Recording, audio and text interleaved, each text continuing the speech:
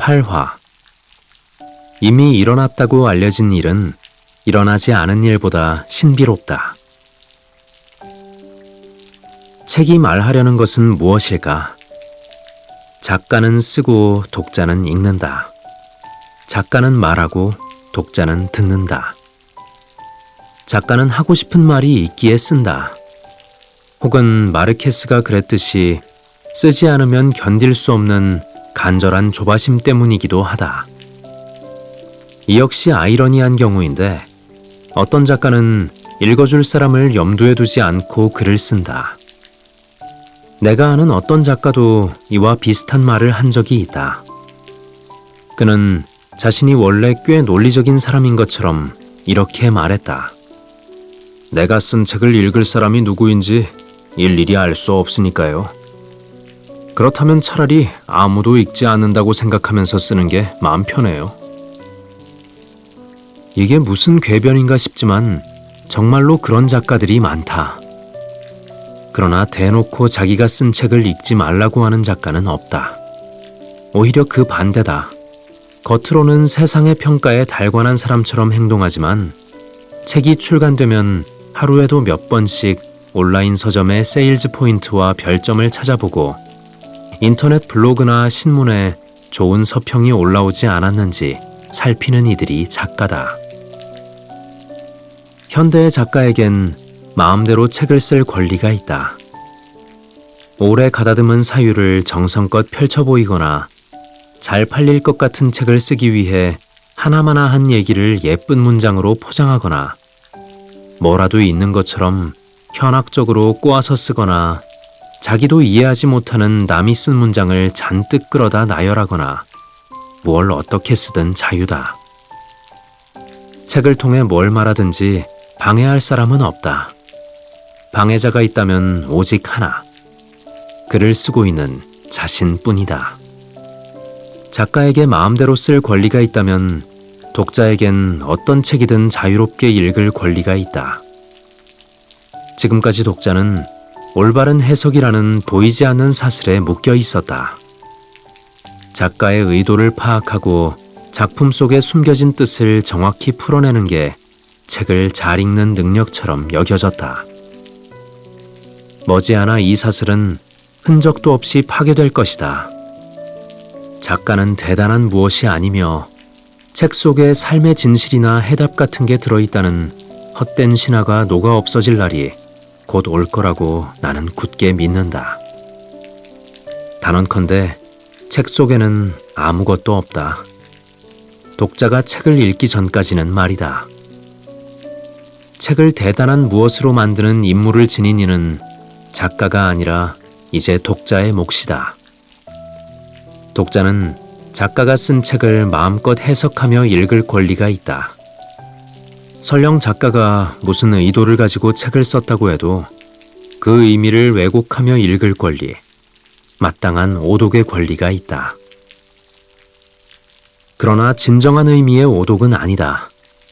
왜냐하면 책을 쓴 사람이 의도를 정답처럼 갖고 있을 때만 잘못 읽었다고 할 수 있기 때문이다.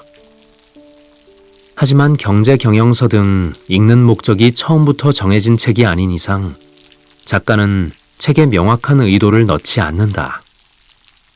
지금 여러분이 읽는 이 책만 해도 그렇다. 작가인 나는 여기에 책을 잘 읽기 위한 몇 가지 제안이라는 표면적인 주제를 설정했지만 모든 사람이 이 방법을 따르고 익히면 좋겠다는 등의 특별한 의도를 심은 건 아니다. 나는 이 책을 읽은 대부분의 독자가 단지 한두 가지 의도를 파악하며 읽는 건 원치 않는다. 아마 모든 작가가 마찬가지일 것이다. 누구도 자기가 쓴 책이 정해진 의도대로 읽히는 건 반가워하지 않을 테다. 그렇다면 그 책은 의도를 간파당한 이상 다시 읽을 필요도 없을 테니까.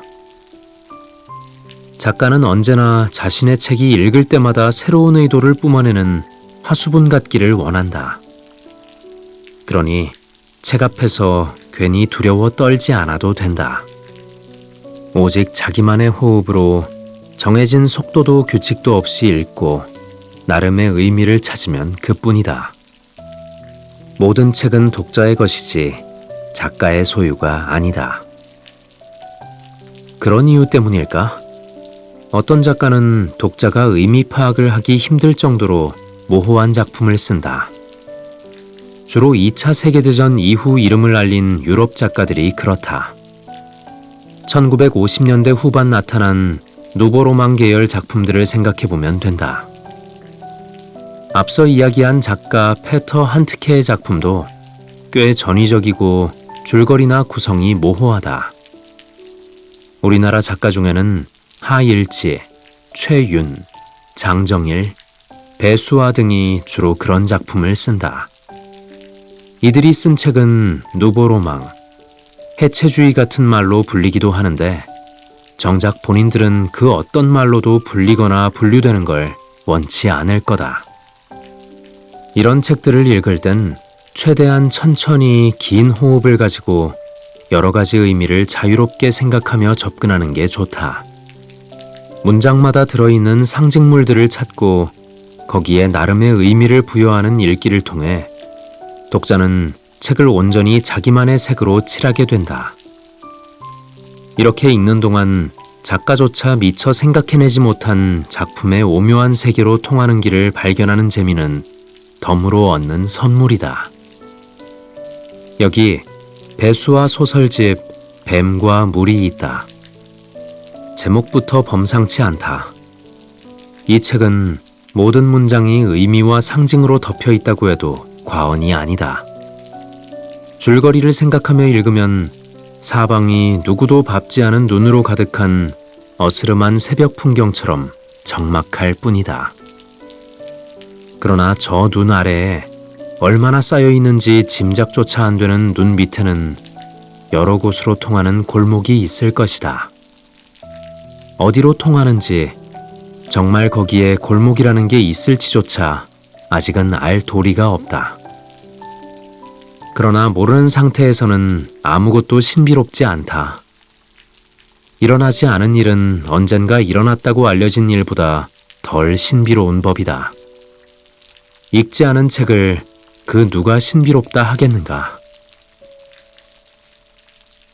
뱀과 물 맨 뒤에 있는 해설을 보면 문학평론가 강지희는 이 소설을 쇤베르크의 무조음악과 비교하고 있다. 파악이 불분명한 소음처럼 들리지만 사실은 엄격한 규칙과 수학적 원리를 품고 있는 12음계 기법으로 작곡된 음악말이다. 그 엄격한 규칙이란 어떤 음도 다른 음을 중심으로 한 특정 화음에 종속되지 않아야 한다는 실로 획기적인 작곡법이다. 이 방법에 따르면 음악에 나오는 모든 음은 제각각 작품의 주인공이 된다. 소설을 이루는 모든 단어가 이와 같다면 어떨까? 읽을 때마다 각기 다른 단어가 주인공이 되어 이야기가 진행된다고 생각해보라. 짧은 단편도 수십 번 다른 방식으로 읽을 여지가 생긴다. 읽고 난 후 다다른 곳도 매번 달라진다. 이를테면 여기선 제목인 뱀과 물을 각기 다른 상징으로 놓고 2번 읽는 게 가능하다. 이야기는 현재 영국에 사는 주인공에게 걸려온 전화 한 통으로 시작한다. 누구인지 모르는 그 사람은 1972년 시절의 주인공을 잘 안다고 말한다. 그 해의 주인공은 전학생이었다. 심지어 이 모르는 사람은 옆자리에 앉아 수업을 들었던 친구라고 하는데 주인공은 이 모든 기억이 전혀 없다. 지금 주인공은 어느 박물관에서 터너의 그림 The Cave of Despair를 보고 있다. 첫 시작부터 독자는 여러 가지 상징물을 습득한다. 영국, 1972년, 전화, 전학생, 옆자리, 박물관, 화가인 터너가 그린 어떤 그림, 누구의 이름인지 모호한 길라 등. 이 모든 것은 과연 무엇을 의미하는 걸까? 혹은 모든 게 무의미한 것은 아닐까? 어떤 것은 뱀과 연관이 있고 또 다른 것은 물과 관계된 상징일 수도 있다. 혹은 아무것도 아닐지도 모르고. 관념과 추상으로 가득한 작품을 읽을 땐 줄거리를 따라간다는 강박으로부터 조금 벗어나 있는 것도 좋은 방법이다. 쇤베르크의 무조 음악에서 굳이 조성이나 멜로디를 찾으려고 하지 않듯이 마치 꿈속에 들어와 있는 것처럼 둥둥 떠다니는 갖가지 상징들에 관심을 두면 그것만으로도 책 읽기의 의미로는 충분하다. 느리게, 더 느리게. 될수록 많은 상징과 의미를 찾아내는 일이야말로 책을 책다운 물건으로 만드는 행위다. 출판된 한 권의 책은 언제나 같은 책이다. 그러나 읽은 사람이 제각각의 의미를 만들어낼 때 책은 한 권이 아니라 읽은 사람만큼 증식하여 퍼져나간다. 그것이야말로 진정으로 작가들이 의도하는 비밀스러운 속셈이다.